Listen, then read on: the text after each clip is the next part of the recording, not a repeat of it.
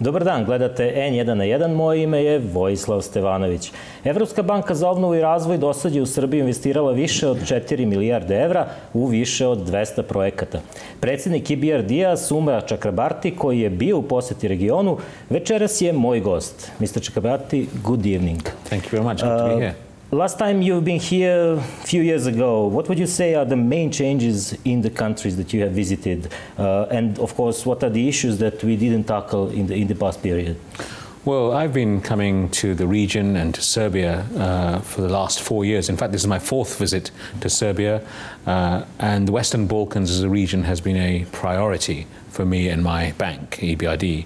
And I think things have really changed over that 4-year period. 4 years ago, I would say, in a number of cases, things were stuck politically or economically.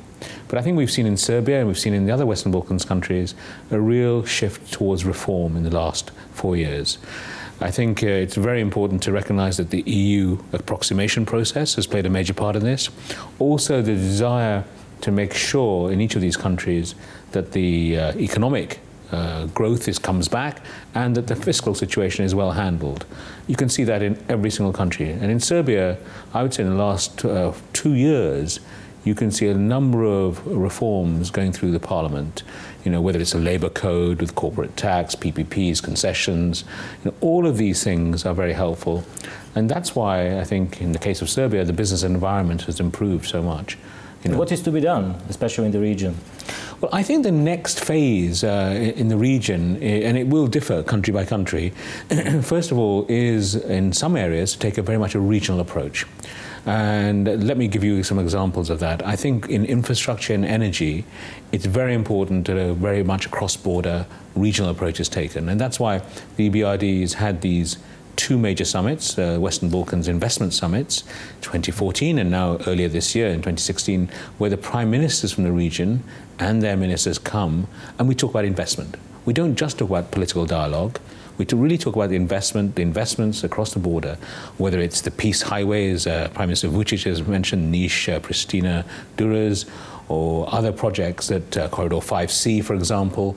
These are projects that really will help actually build the region up. That's very important as well.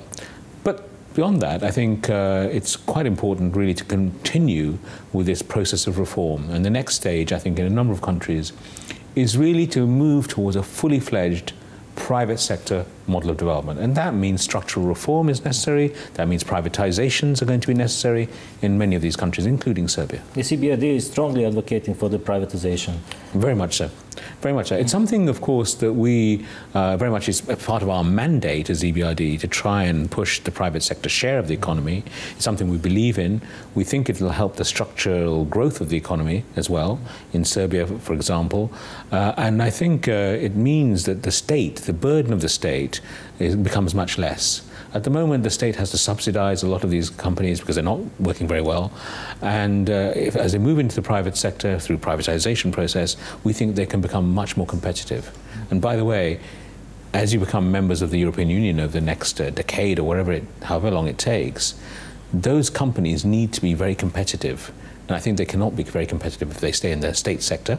But if they move to privatization, they will be much more competitive. Can they be competitive by privatizing the minority stake, not the majority stake, and by keeping practically the majority stake in the state-owned? I think it's less likely. Personally, I think it's much more likely that a majority private sector stake is much more likely to be effective.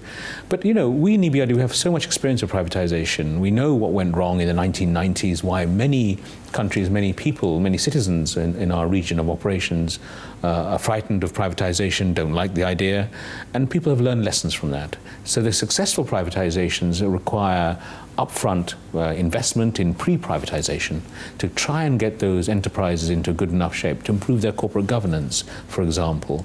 And I think, for example, in Serbia, I think Komercijalna Banka would be a good example of where EBRD is a shareholder. We have 24% of shares in the bank, and we think it's now ripe. We're moving, as you know, I think, towards privatization. And that will set a very good example. You have to do privatization right to get the support of citizens, very importantly, but also to get the support of international investors who will come into Serbia and see it as a signal that Serbia is open for business. And what about the large state-owned companies like EPS or Srbija Gas?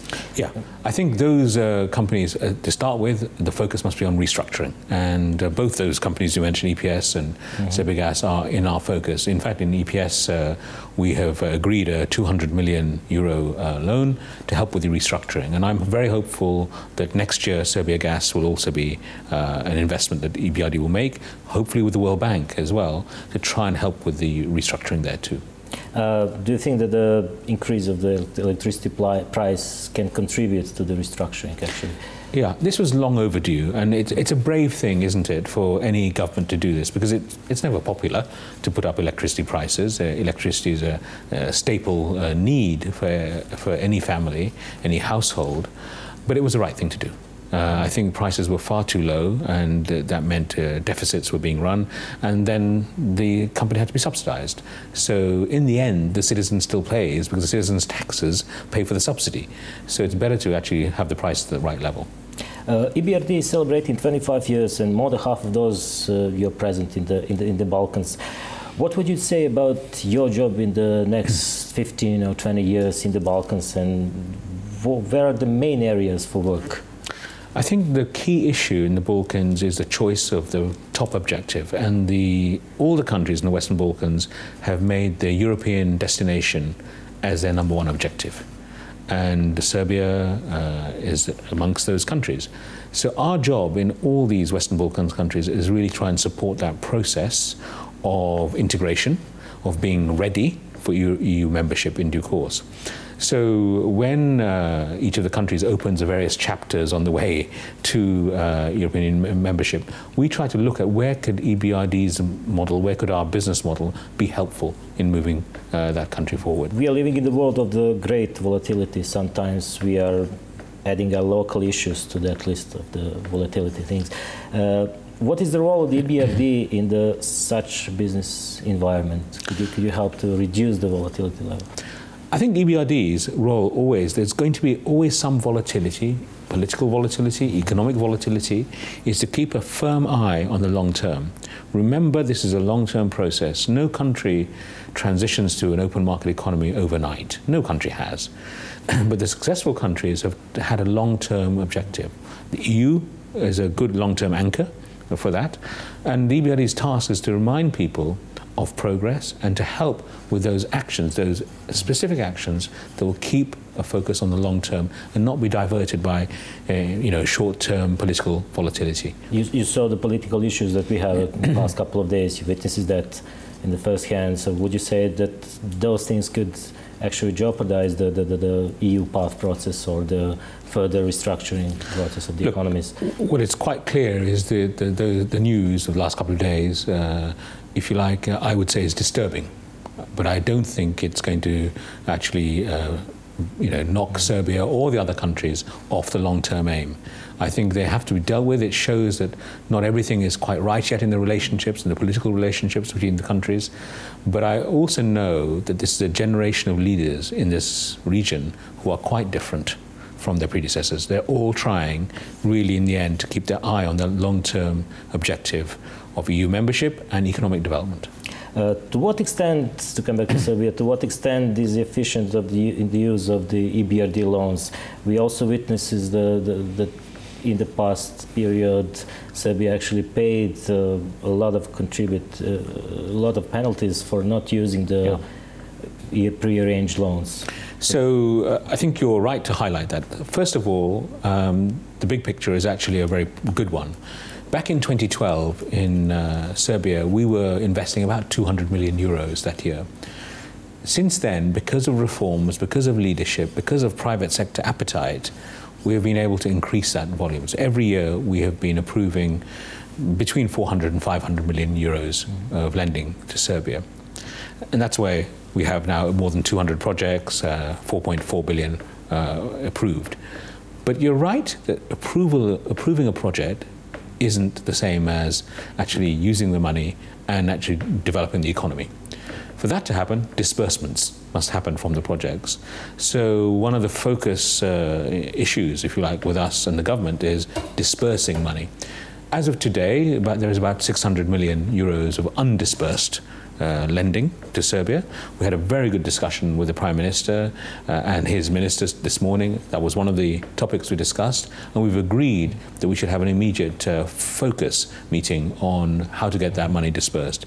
I think part of that 600 million, of course, is the 200 million to EPS, which will be dispersed in the next couple of months. But that still leaves 400 million where we need to focus on what are the actions that the government or EBRD needs to take to disperse the money. Only through disbursement do we really make an impact on the economy. EBRD is also an investor in the private sector in Serbia, a large investor. So today, after the meeting with the Prime Minister, you said that we come to the important junction point. What did you mean by that? Did you mean that you will raise the investments in the private sector more than in the state?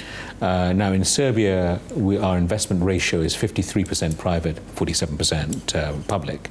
I want that private sector ratio to rise. Normally, an EBRD average across all our countries of operations is 80% private, 20% public. Now, we're not going to get there tomorrow, but as the private sector business model is adopted by Serbia and other countries, we will see that private sector share rise. One of the things I'm very proud of are some of the small projects that we do.